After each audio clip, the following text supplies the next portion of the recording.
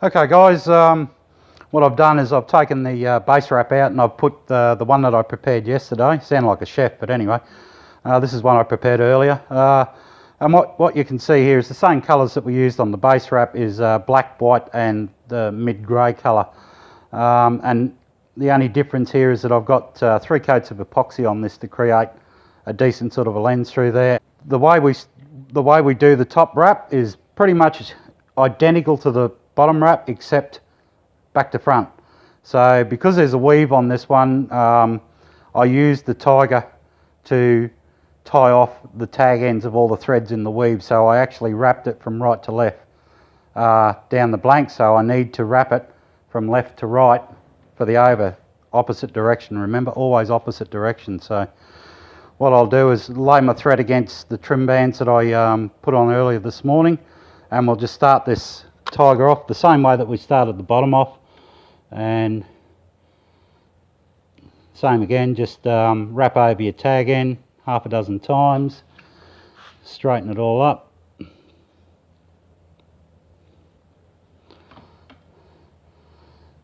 and unlike the base layer, we want to try and keep the gaps out of this one because we're going to put a couple of have a couple of sacrificial threads in this, and if our gap doesn't stay the same all the way down, it'll create a bit of a distortion in there that we don't want.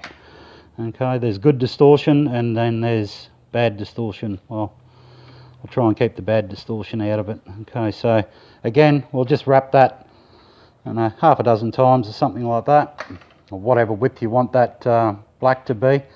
And then you'll know when I've done the base wrap that I pull the threads up and laid them down and wrapped over them. This time we're not going to do that because we're going to be sacrificing these threads. So what I do is I lay it underneath the black again, same as what I did on the first layer, but I bring it out the other side. I'll just give myself a little bit more thread there.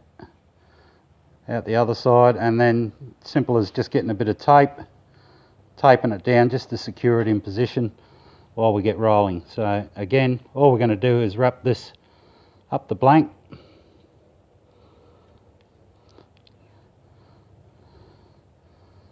Okay, so that looks like we've got a decent sort of a start on that. Looks pretty straight, so what we'll do is we'll go along. And what I should mention while I'm wrapping this along the blank is that to try and keep the theme or the colour scheme of the rod going, what you should do is decide what colour you're going to overbind your guides. You can do the under wraps of the guides in, you know, possibly the white and the grey with maybe some metallic trims in them. It's entirely up to you, but what I like to do to keep the colour scheme of the rod going is whatever colour I decide to do the overbinds in, I'm going to keep that colour as the top of my tiger. In this case it's going to be black, so as the rod's got a fairly decent sort of a black theme to it. So anyway, so we'll just go along as we did in the first part, and I'm getting a couple of gaps in here which I don't really want, but just so that we're not holding it up too long, we'll persevere with them because we can probably get most of them out. You want to give your epoxy a day or two to dry. This epoxy here is still what you might call a little tiny bit green, and so I'm not going to get as much distortion in the top layer as what I'd like, but I did get a fair bit in the bottom layer, so we should still get some decent pattern coming out of this. Okay, so here's one of the tricks coming up here very shortly that you'll need to know. Okay, about half an inch, 3/4 of an inch before you're going to get to the end of your wrap, you get a pull through, the same sort of pull through that you would normally use to tie it off. The 2 threads that you're going to sacrifice, you just create a loop with your tie through, bring it up over the top, and you're just looping those 2 threads, the 2 sacrificial threads. And again, just so it doesn't get in your way, when you're finishing your wrap off, I just sort of tape it in position just so that the loop doesn't want to keep coming over and getting in the way of the main wrapping. So what we'll do is we'll get to the end of where the underside of the tiger is. Again, try not to stack threads on top of each other. And I would say that that's close enough for me to the end. So what I'll do is the tie off for the top is pretty much the same as the tie off for the bottom, except we've got threads on the opposite side of what we had them. So what I'll do is I'll snip the two sacrificial threads there and then just sort of hold them in position, bind over the top of them. Once you've gone around once, you'll get over the top of those two sacks, and then same again, just half a dozen winds over the top just to secure it in place. And then what I like to do is I like to bring those two threads back and stick them under the tape as well, keep them out my way, and then we can go ahead and do again a normal tie off, probably 180 degrees away from where those sacks are. And again, let's make that, you know, a dozen turns long or something like that, just to secure it all in position. I'll bring it up to very close to the trim band on that, which is about, well, that's far enough. Right, so again, we'll just snip that off,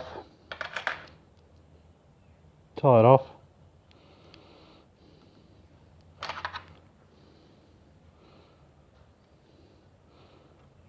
Okay, so then once you've done that, we don't want to pull anything out at the moment, but we want to release that tape there. We'll leave the tape down the back end.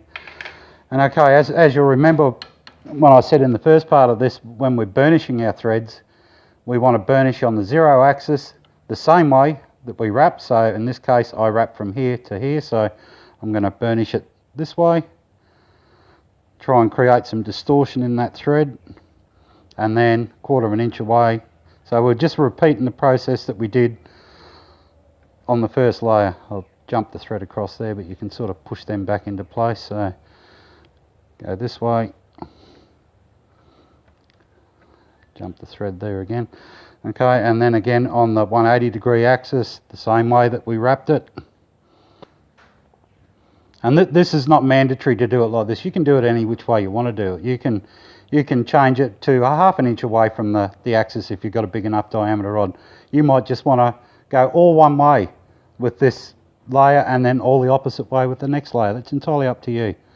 The more distortion you get, the more pattern you'll get.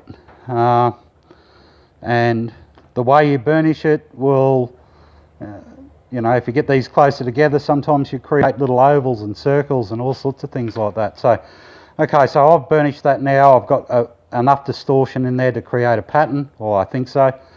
This is like unwrapping a Christmas present. You don't know what it is until you actually get to it. So what we need to do now, the next step is that we want to get these sacrificial threads out of the wrap so we can open up the pattern, open up the wrap. So the way we do that is the pull through that I put through earlier. I just lift it up and snip those threads off. Now this is fairly important. You don't want to be pulling those threads. What you want to do is grab the two threads like that and you want to unroll them and not disturb the black thread, which is the main thread. Once we get to the end here, we can just sort of pull those out of there, and then we pick up those two there and just let them fall out of the groove without disturbing the black thread. The black thread's what's making the pattern here. And I can already see that we've got all sorts of different things going on here. We've got circles and waves and tigers and all sorts of things.